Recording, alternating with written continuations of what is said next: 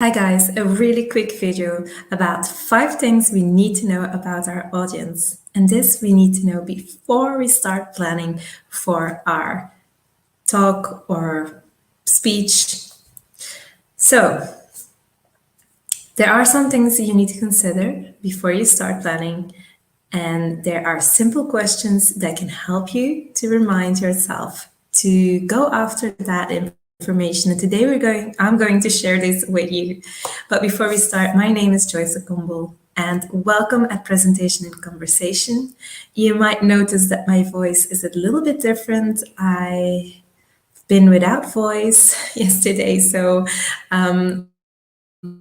bear with me. I hope everything is clear. Let me know if it's not clear, okay? So the 5 things we need to know before we actually start our talk or the preparation for our talk.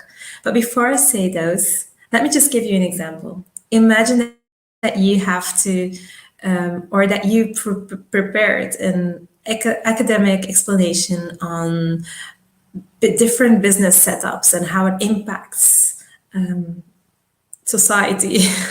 I'm just randomly choosing a topic. But imagine that you are preparing this or have prepared this talk for secondary or primary school children. I think that's really a misfit. You will lose your audience because it is not adjusted to your audience. So when it comes to preparing our speech, we need to keep our focus on influencing our audience, not about ourselves and being able to practice our content or perfect our style. It's really about our audience and what we can offer them. So therefore, we need to know who that audience will be. And I know it's not always possible to know this exactly, but in some cases, you will have an idea of who the people might be and some factors that you can take into account when preparing. So I'm going to show you a little presentation with 5 areas that you can look at before you start preparing. So let me do this. Okay, first and for all, pre-knowledge. What do they already know about your topic? Are there certain terms that they know? Is there certain language that they need to know before you can actually jump into your subject? Are there things that you don't need to repeat during your presentation because they already know it and it will become boring for you to repeat it? These kind of things, you need to know, what do they already know about what you're going to speak about? The second thing is their age. Oops, sorry. So the second thing is their age. Like I said, speaking to 7-year-olds or 20 plus people, there's a big difference here in the way we will present our information, the amount, the language we will use. So try to figure out what the average age will be of your audience. The third one, cross-cultural differences. So in today's age, we can talk online and reach a really broad audience from all over the world. And something we need to be aware of, that certain things, certain habits that we have, or certain things that are polite or normal in your culture might be offensive to another culture, or some examples that you might use may be totally unrelatable for those other people because it's just not something they do or think about.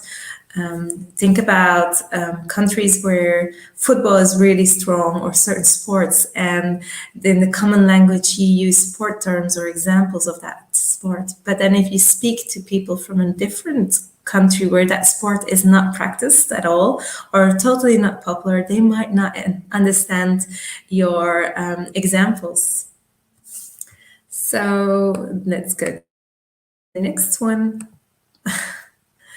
Okay, the next two then. What are things that you have in common with your audience? It's always great to find things that you have in common because that's a point that you can relate to them and build that trust and relationship. People love to have things in common. It makes you feel like you're connected and understood.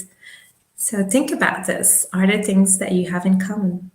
And the last one, what are the problems that your audience is facing? What are their pains? And how can you offer your topic in a way that it will address some of those problems or pains?